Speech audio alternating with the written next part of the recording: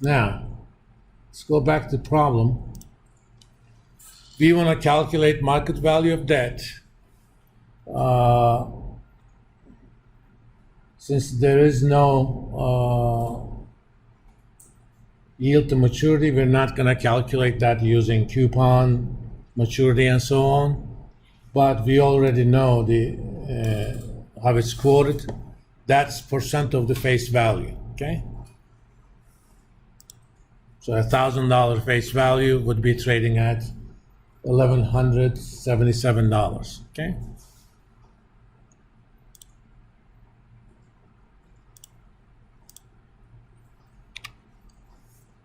Face value of bonds times market value. Since all we want is what is the capital structure rate of the firm's debt. I'm going to calculate all three. Let's first calculate total capital.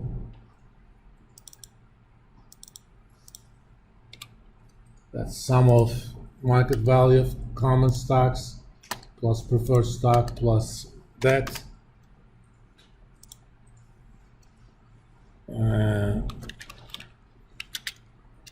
Rate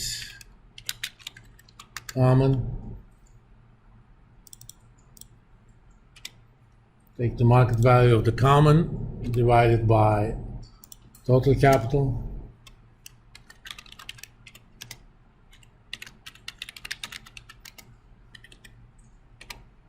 Market value of preferred divided by total capital, and which is what we want.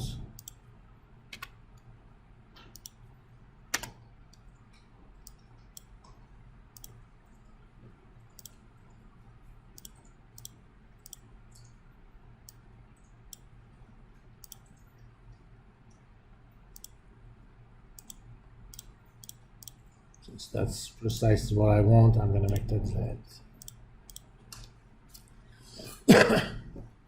Key here is to use the market value, not face value of debt, okay?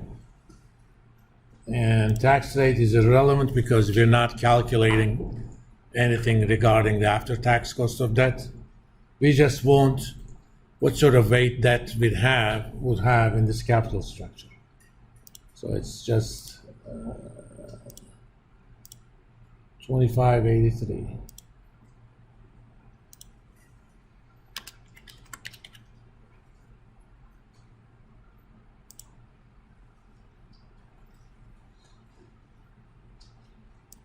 Okay, that should have been Rutherford. Okay, general knowledge question. Who is Rutherford? This is missing a D.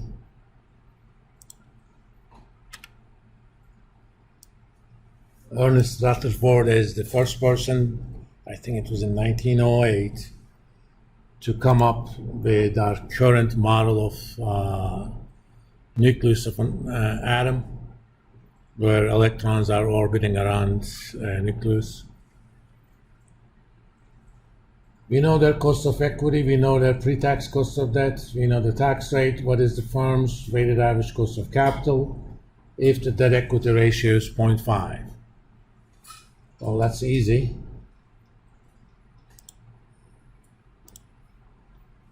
We already have a spreadsheet like that.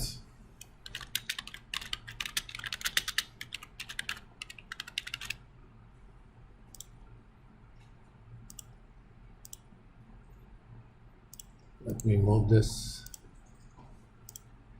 because I'm not solving for anything here.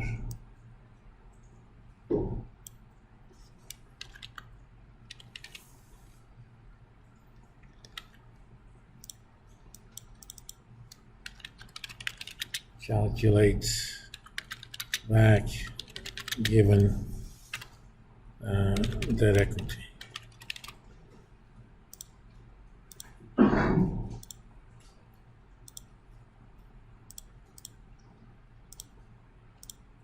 So those are my inputs. I don't need to worry about these.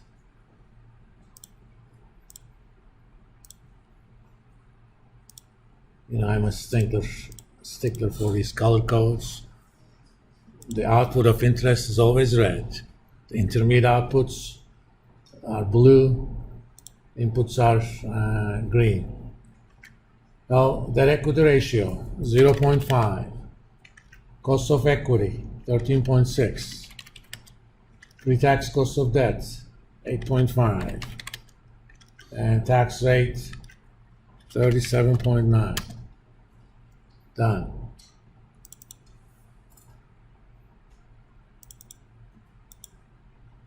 And if you want to know that algebraically,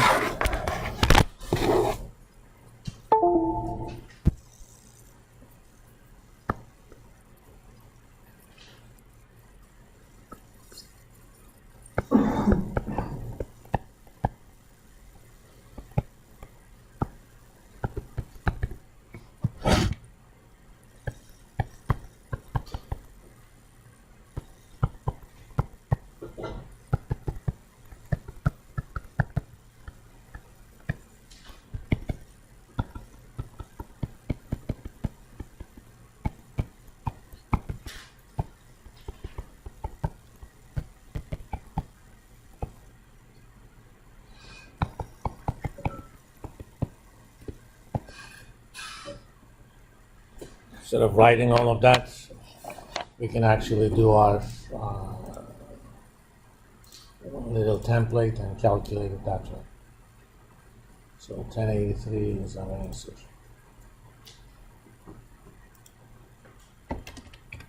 Anything unclear in how I calculate that? And we already have the spreadsheet, we just enter the numbers, but those numbers are coming from there.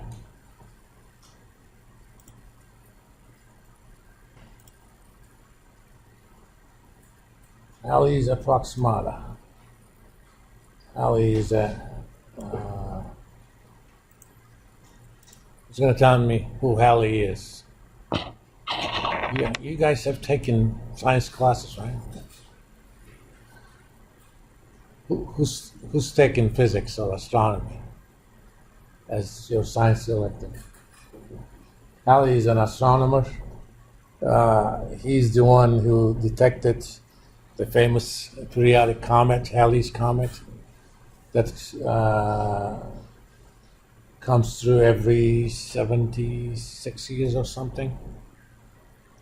The last one was in 1980-ish, 85, 86. So it's not going to come again in my lifetime, but you guys maybe, no, not maybe, more than likely you'll see it around 2060 or so.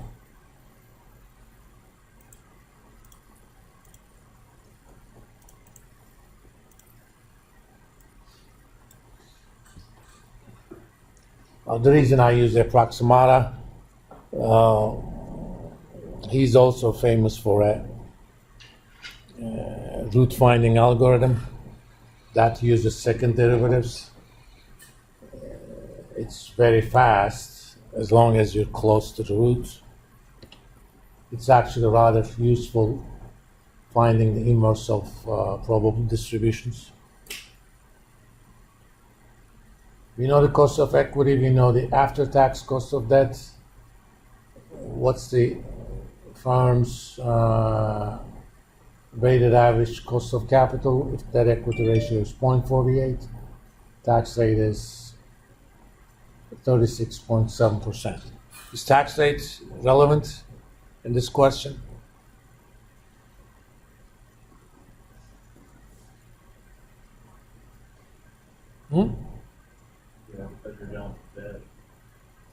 Yeah, but I already know the after-tax cost of debt.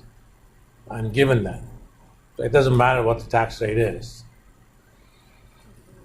Since I know the after-tax, that could be 1% or 90%. I already have my answer.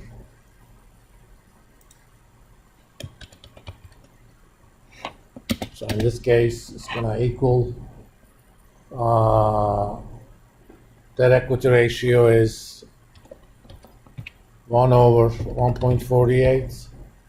That's the weight of equity times 16.2 plus 0.48 divided by 1.48 times 4.5. I don't even need Excel to do this. I can, but it's much easier this way.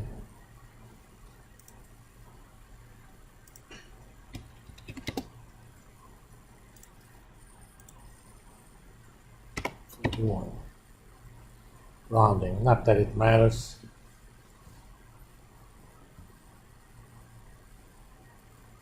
Because the way I tolerate is 0.125. Okay, let's do another one.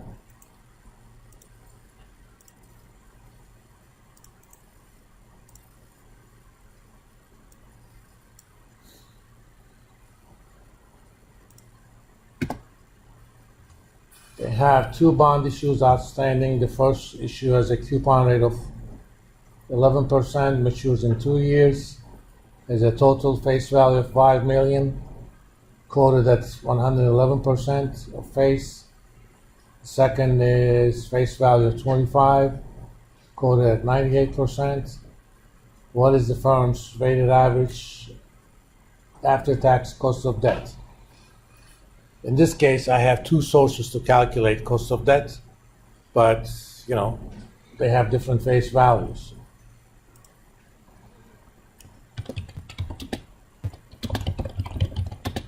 So I need to calculate